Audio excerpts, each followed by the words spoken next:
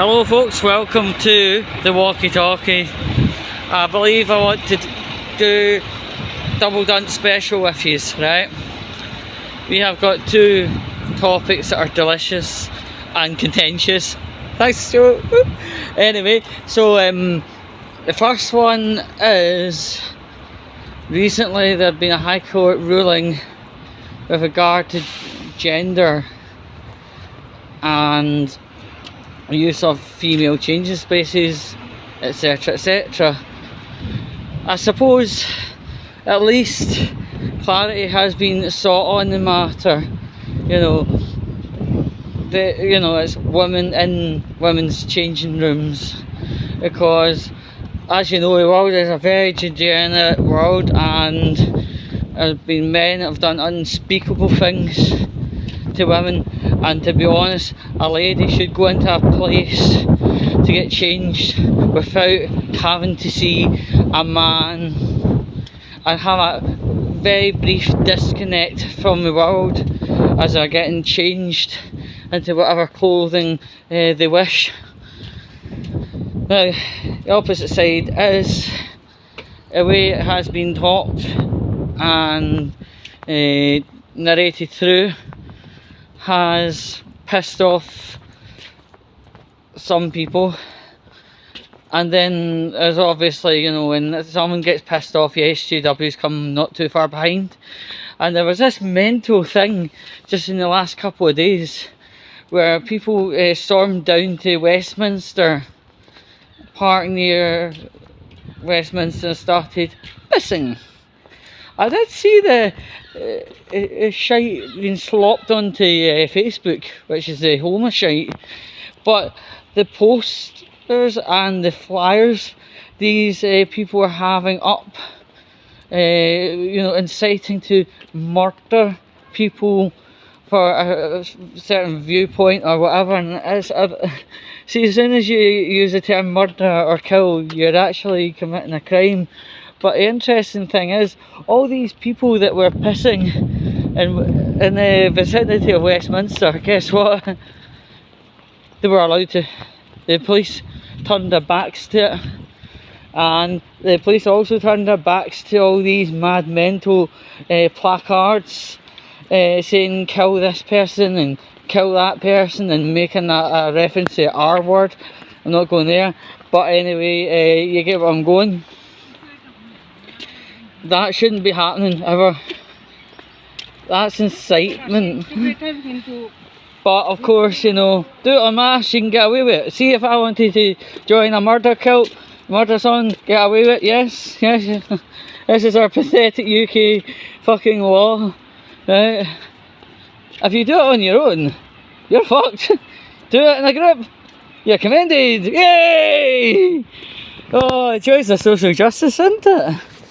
Right, anyway, next topic. The Pope has died. Right, well, at the age of 88, he's had a really good innings. Right. Recent to his death, he had double pneumonia, which is extremely serious, and apparently bronchitis. Now, because I've known somebody that's had double pneumonia myself, right? You can't have pneumonia and bronchitis on the same plate. It's either or, right? I believe it has been double pneumonia. And the thing that caused his death was a stroke and a heart failure. There's a lot of doubling up here, and I think that's suspicious. Let me tell you right from the off, strokes can happen to anyone at any time, and there's no link, there's no reasonable link to it, it just happens, right? A heart failure, yeah, you could say it can happen in a kind of spontaneous situation, like spontaneous linkage, right? But heart failure and a stroke are two different things. The heart ceases to exist with heart failure. A stroke, the heart still does exist, however, it's a blockage within one of the vessels going towards the head, and it's just met the head.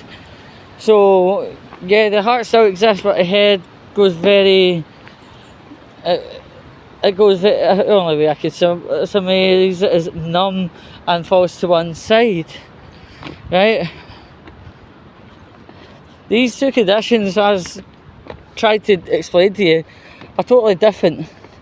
It's like red and green, yeah? I think he did have a stroke.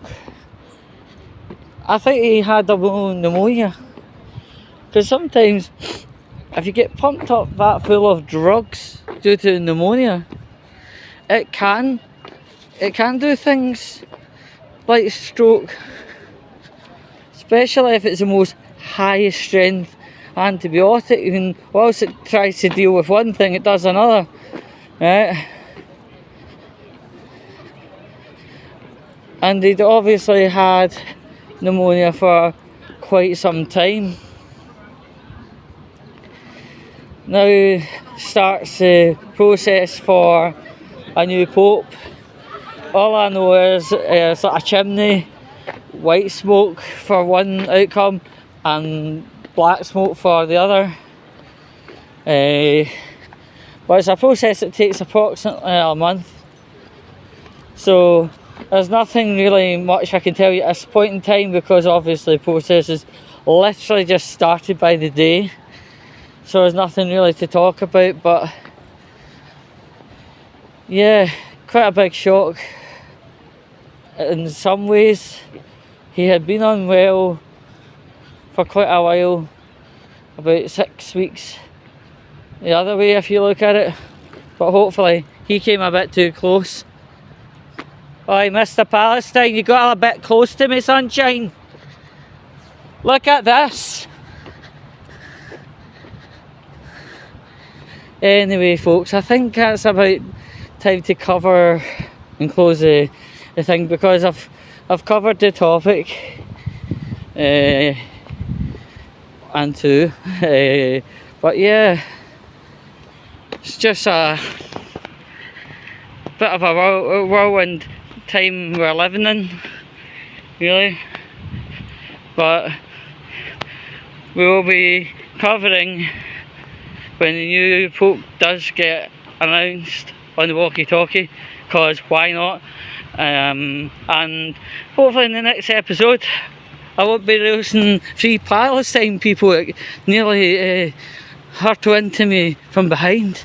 If I wanted a bike shoved up my arse, I'd have phoned up Gaydar or Grinder. Anyway folks, catch you later.